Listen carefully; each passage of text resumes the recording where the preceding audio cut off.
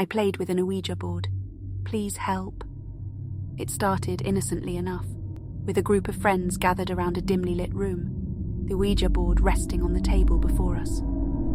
The air crackled with anticipation as we placed our fingertips on the planchette, ready to explore the mysteries of the spirit world.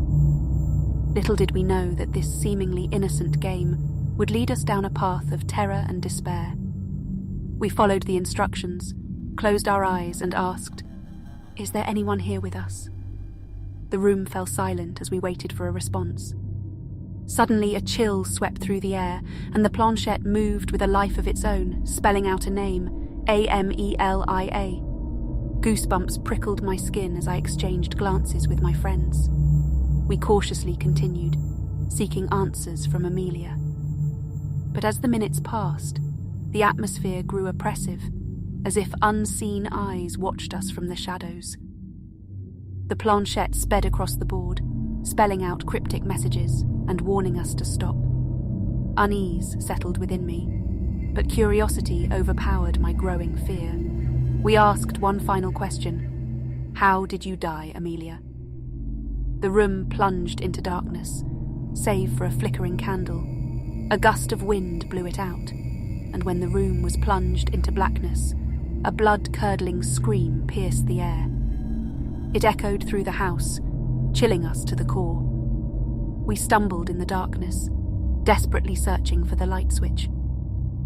When the room was bathed in illumination once again, we discovered a message etched onto the Ouija board, seemingly materialized out of thin air.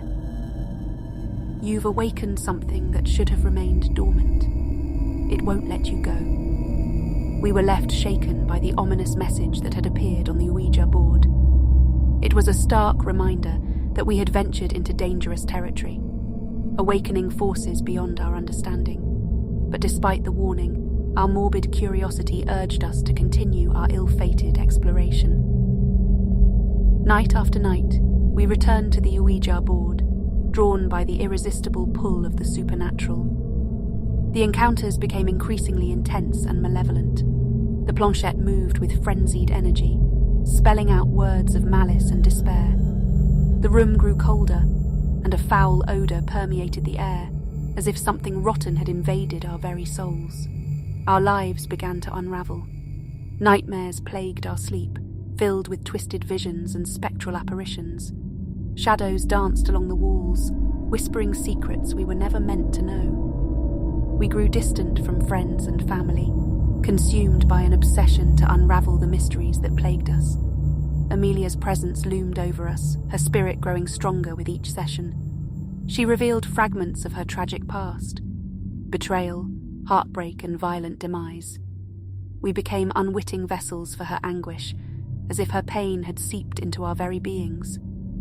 The line between the living and the dead blurred, and we found ourselves slipping further into a realm of darkness. Desperation drove us to seek help from a renowned paranormal expert. With trepidation, we described our encounters and the haunting influence of Amelia. The expert's face contorted with worry, and he warned us of the danger we had unleashed. He explained that Amelia's tormented spirit had fused with ours, binding us together in a macabre dance of suffering. In a solemn ritual, the expert attempted to sever our connection to Amelia's malevolent presence. But as ancient incantations echoed through the room, the walls trembled, and a forceful wind battered against us. The candles flickered, threatening to extinguish. Amelia's anguished screams filled the air, mingling with our own cries for deliverance. The ritual ended, leaving us breathless and exhausted. The expert's face bore a grave expression as he confessed that complete liberation might be impossible. Amelia had become intertwined with our very essence, forever marking us with her torment. We were cursed to carry her presence, haunted by the echoes from beyond. And so, we were left with a harrowing choice: to embrace our twisted fate, or to fight against it, searching for a sliver of redemption in a world where the living and the dead converge. The weight of Amelia's presence became an unbearable burden. Our lives spiraled into a never-ending nightmare, with no respite from the horrors that plagued us.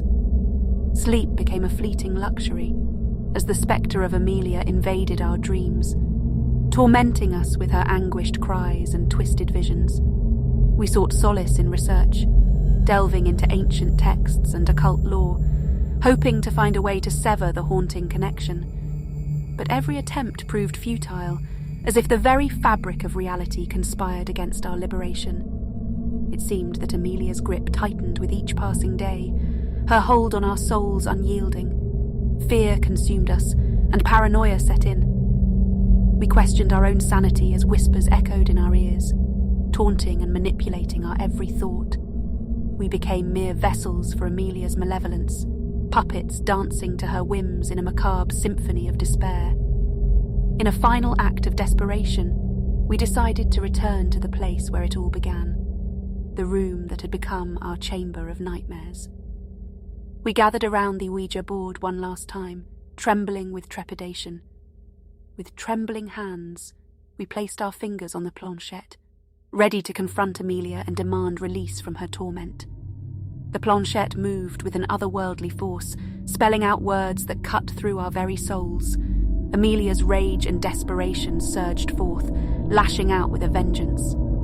The room trembled, and objects were flung across the room as if caught in a violent tempest. With a unified voice, we begged for mercy and pleaded for redemption. Tears streamed down our faces, mingling with the sweat of fear. And then, in a moment of profound silence, Amelia's presence vanished. The room fell still, as if a dark cloud had been lifted, leaving behind a void of emptiness. We sat there, breathless and broken, wondering if it was finally over. But as we looked into each other's eyes, we knew that the echoes from beyond would forever reverberate within our souls. We had been scarred, marked by darkness that would follow us until the end of our days. The Ouija board, once a gateway to the unknown, now lay discarded and forgotten. We had learned a chilling lesson, that some doors should never be opened and some questions should never be asked. And as we stumbled out of that room, forever changed, we swore to protect others from the same fate, to warn them of the dangers that lay beyond the veil. For Amelia's torment had become ours, a reminder that meddling with forces beyond our comprehension can shatter lives and twist reality. The echoes from beyond had left their indelible mark, forever etching our souls with a tale of horror and regret. If you ever get the urge to play with an Ouija board, don't. If there is anyone out there that knows how to rid us of this curse, please help.